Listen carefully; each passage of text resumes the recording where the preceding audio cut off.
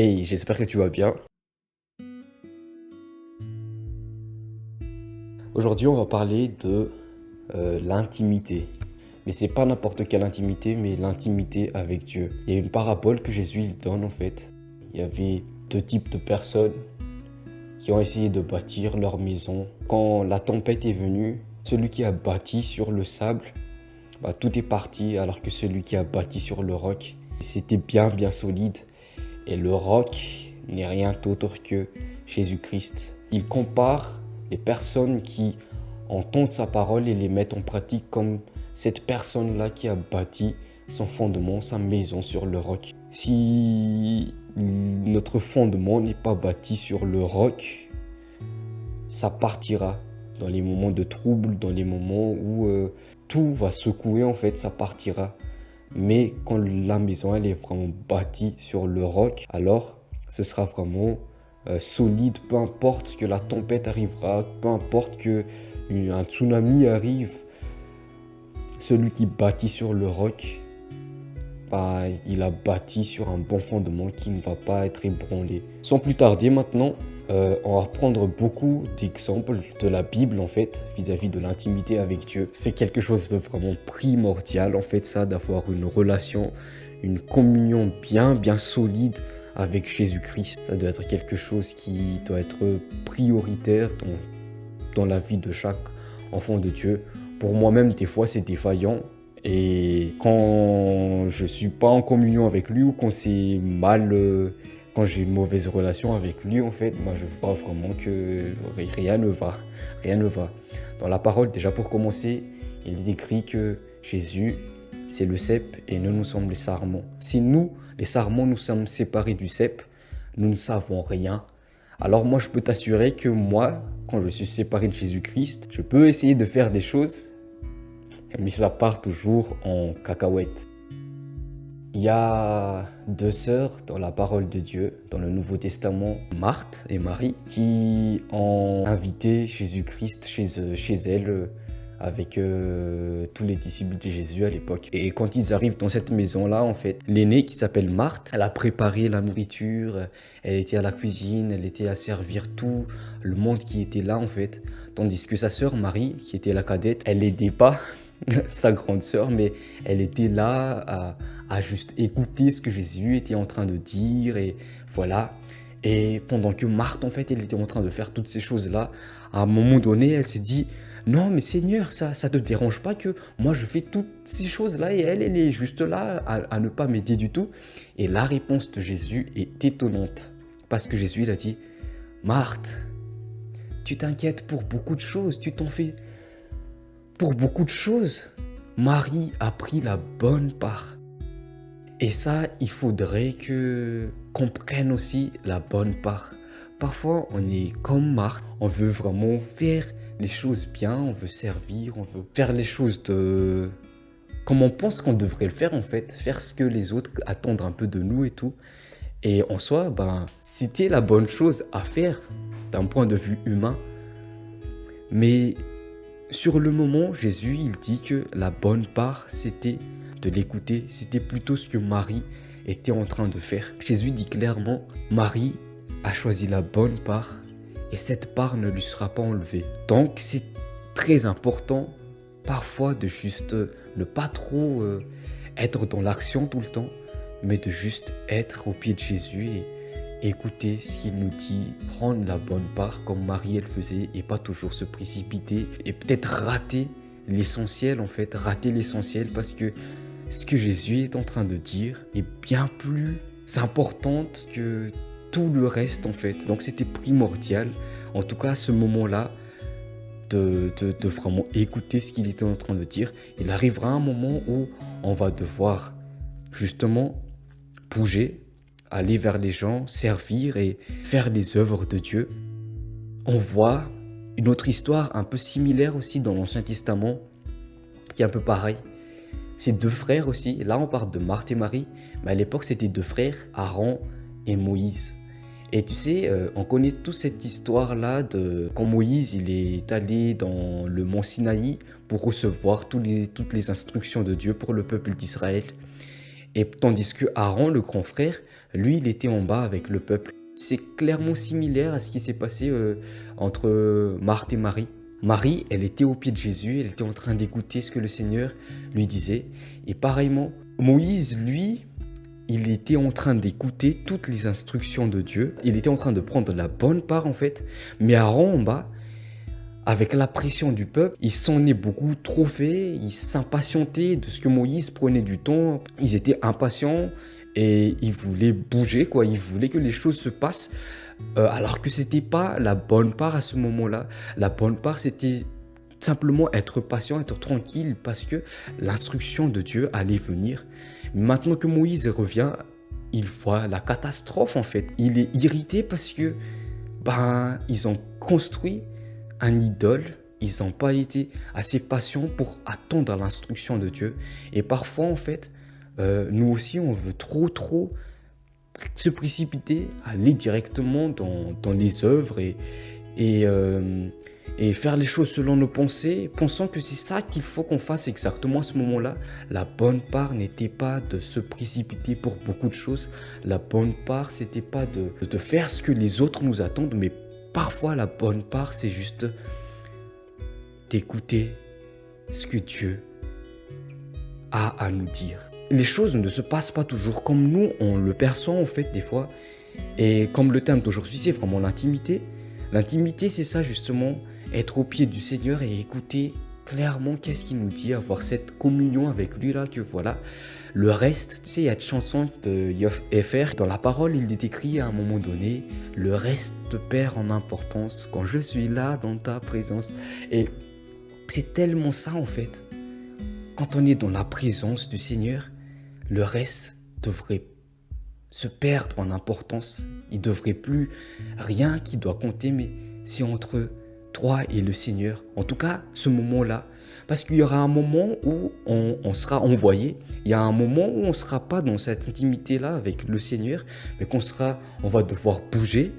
Mais pour le moment, c'est la bonne part. Il y a un moment, il y a un temps où c'est la bonne part. Je te laisse voir dans Ecclésiaste qu'il y a un temps pour tout. Et je pense qu'il y a un temps pour être dans l'intimité avec le Seigneur. Et il y a un temps pour faire les œuvres du Seigneur. J'ai vraiment envie de marquer un point en fait sur le fait que c'est tellement important d'avoir cette intimité-là avec Dieu. Même si c'est tout aussi important de faire ses œuvres, parce que la parole nous dit aussi que l'important aussi c'est d'appliquer la parole, c'est pas juste entendre, mais c'est aussi d'appliquer la parole après, parce que ça sert à rien de juste avoir toutes les choses et ne pas pouvoir exercer ce qu'on a reçu, parce que ce sera finalement comme une œuvre morte, comme il est écrit dans Jacques aussi, que voilà, la foi sans les œuvres est une foi morte en fait. Il faut vraiment discerner en fait qu'il y a un temps pour être dans l'intimité avec Dieu, il y a un temps pour justement partager ça. Un autre exemple qu'on peut voir en fait, on connaît tous l'histoire de l'enfant prodige qui est parti. Mais aujourd'hui, on ne va pas se focaliser sur l'attitude de l'enfant prodige, mais sur l'attitude de l'aîné. Quand le petit frère est revenu de sa perdition, le grand frère, il s'est irrité parce que le père a fait une grande fête. Le grand frère, il revient des champs, de son activité, et il était triste et il disait à son père, mais moi je suis là tous les jours. Je suis là à tes côtés tous les jours, mais lui, il a pris tous tes biens, il est allé faire ce qu'il veut là-bas, et il revient et il a droit à une fête, et moi je suis là tout le temps, et moi j'ai pas droit à une fête. Et le père lui répond quelque chose, il lui dit, mais tu sais que tout ce que j'ai ici c'est à toi, mais tu vois bien qu'il fallait qu'on se réjouisse, parce que voilà ton frère qui était mort, il est revenu à la vie, donc oui, tout ce que j'ai ici, tu sais, c'est à toi. Tu le sais bien que tout ça, tout ce qui est ici, c'est à toi aussi. Mais il faut bien se réjouir parce que ton frère qui était mort, le voilà en vie. Et parfois, on a envie, on est un peu comme ce grand frère-là qui dit, mais je suis là tout le temps. Je suis là tout le temps. J'essaie de faire tout ce de t'obéir, Seigneur, et d'aller à l'église tous les dimanches, de faire toutes tes œuvres. Et pourtant, j'ai jamais reçu quelque chose de semblable à ce qu'il reçoit aujourd'hui. Mais comment ça se fait? Et en fait, on voit vraiment que l'attitude du grand frère, là, c'est comme s'il pouvait pas se réjouir de ce que son petit frère était revenu à la vie. Alors qu'il devrait. Je comprends son attitude quand il dit que moi aussi j'ai envie d'avoir ce genre de choses. Mais il est quand même un peu défaillant dans son attitude lorsqu'il n'arrive pas à se réjouir de ce que son frère soit revenu à la vie. Parce que ça devrait être une grande joie vraiment dans ce cœur de voir ça. C'est vrai que peut-être on est là tous les jours, mais on rate beaucoup de choses. On peut être dans un endroit particulier. On peut aller par exemple à l'église tous les jours de la semaine ou tous les dimanches. Peut-être qu'on peut être dans l'œuvre de Dieu tous les jours, toute la semaine. Et peut-être que parfois on rate quand même quelque chose. On n'a pas réellement pris la bonne part parce qu'on était tellement dans les œuvres. Cette année-là, quand son frère était venu, on voit bien qu'il n'était pas présent. Il n'a pas vu l'arrivée de son frère. Parce que le père, lui, pendant que son petit frère, son fils était perdu, il attendait, il est écrit qu'il attendait. Devant la fenêtre, il était impatient, il espérait que son fils revienne un jour. Tandis que le grand frère, lui, c'était pas tellement son attitude. La preuve, c'est que quand son petit frère revient, il n'était pas à la maison. Il était au champ, il était en train de faire ses affaires en fait. Enfin, il était en train d'être dans son activité. Et comme j'ai dit, il n'y a pas forcément de mal à faire ça. Mais parfois, c'est pas toujours la bonne part. Et on sera parfois comme cet aîné-là qui, normalement, il était censé se réjouir. Il était censé se réjouir parce que c'est une grande... Je veux dire, c'est censé être une grande joie de voir que ton petit frère qui était perdu, il est revenu à la maison. Ça, tu dois être très heureux pour ça. Et pourtant, tu n'étais pas capable de te réjouir de ce que ton petit frère soit revenu à la vie. Et ça, il faut qu'on se rende compte en fait que... Mais comment ça se fait que j'arrive pas à me réjouir de ça? Il était quand même perdu. Il était quand même...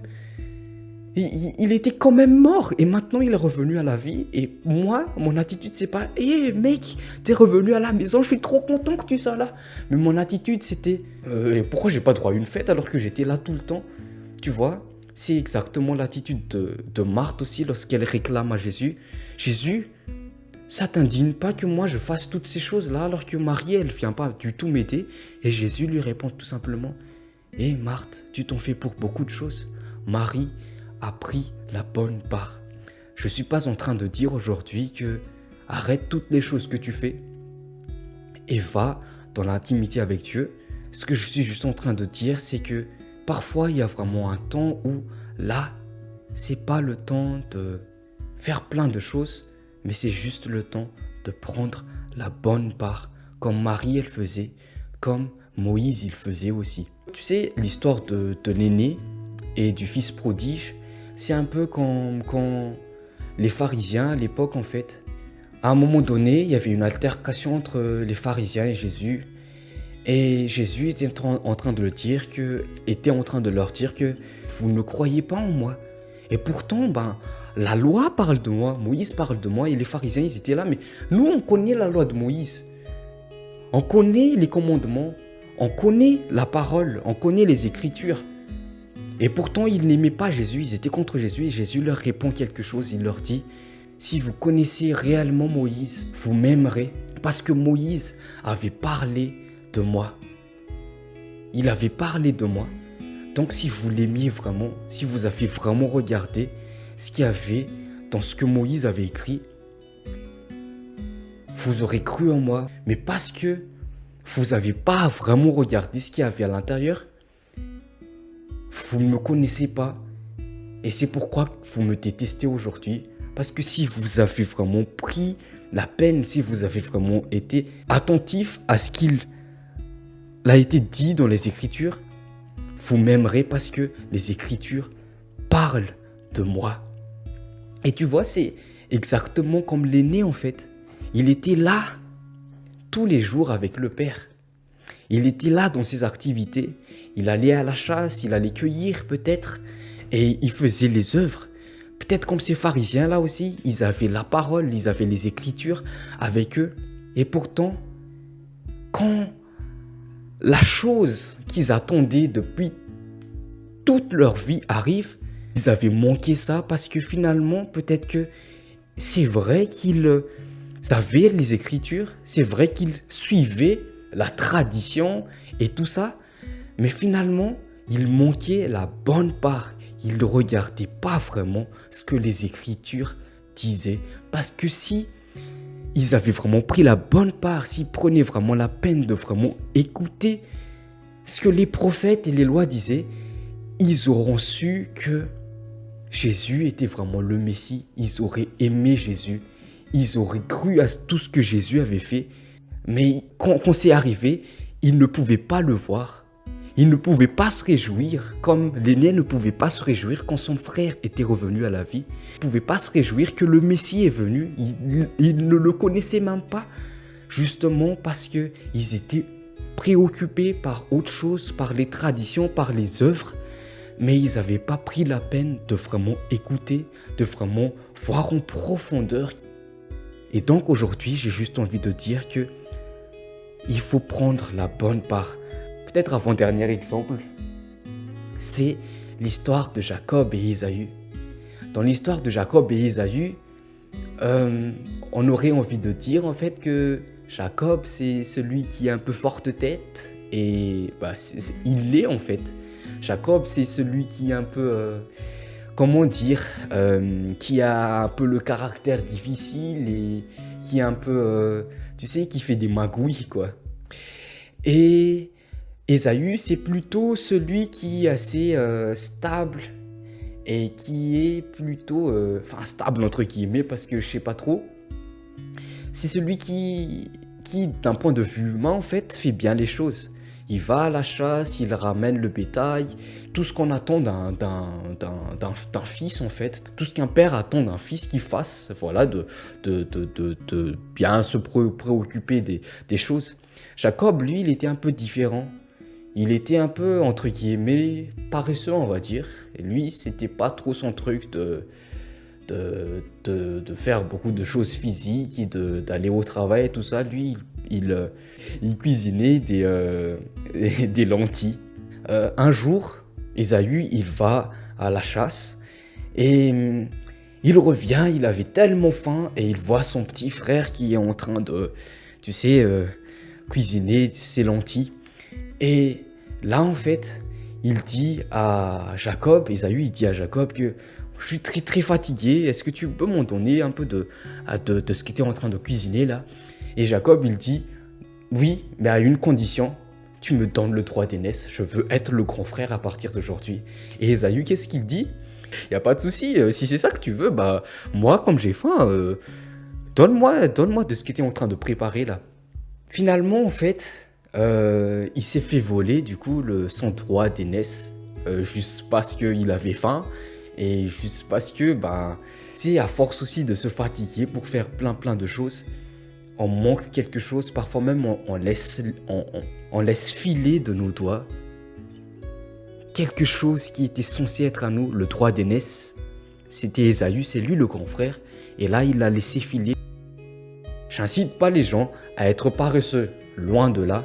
Mais ce que je suis en train de dire, tout simplement, que parfois, on est tellement dans l'acte, dans les œuvres, qu'on manque la bonne part.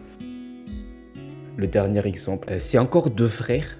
Non, on va pas prendre celui-là, mais on va plutôt prendre deux personnes en fait qui sont entrées dans le temple de Dieu. L'autre était pharisien et l'autre était publicain. Et le pharisien, lui, il vient dans le temple, il vient devant Dieu et il dit quelque chose d'assez étonnant et d'assez orgueilleux. Il était en train de dire en fait, Seigneur, moi, je viens devant toi, regarde, je ne suis pas comme ce publicain-là.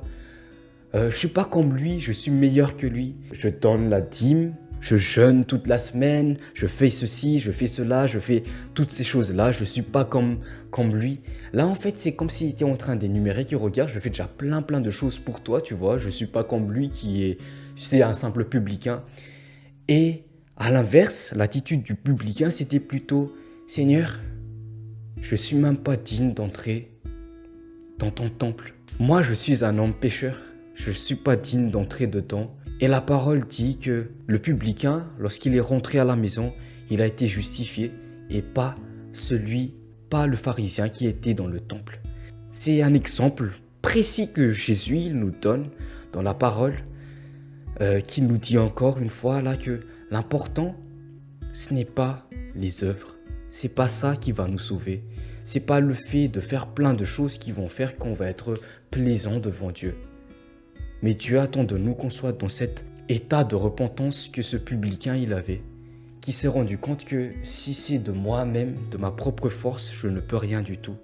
Je ne mérite pas d'entrer dans ton royaume. Je ne mérite pas de par mes qualités, de par les œuvres que je fais, d'entrer dans ton royaume. Mais moi, je sais que je suis un pécheur, je ne suis même pas digne d'entrer dans ton temple. Le cœur de Dieu, il est sensible à cette attitude-là, en fait. Il est sensible à cette attitude-là. C'est pas toujours ceux qui connaissent toutes les choses. C'est pas toujours ceux qui bougent beaucoup, qui plaisent à Dieu. Les œuvres, bien sûr, c'est important, mais c'est d'abord le cœur que Dieu regarde en premier, parce qu'on peut faire beaucoup d'œuvres, mais justement, parfois les œuvres même qu'on fait peuvent nous accueillir. Pour être tout à fait honnête avec toi, je suis tenté de me dire, je fais plein de choses, peut-être que Dieu il aimerait bien tout ça. Non, Dieu il regarde d'abord au cœur en fait. Donc voilà, tout simplement, ne passe pas à côté de la bonne part. Jésus t'aime.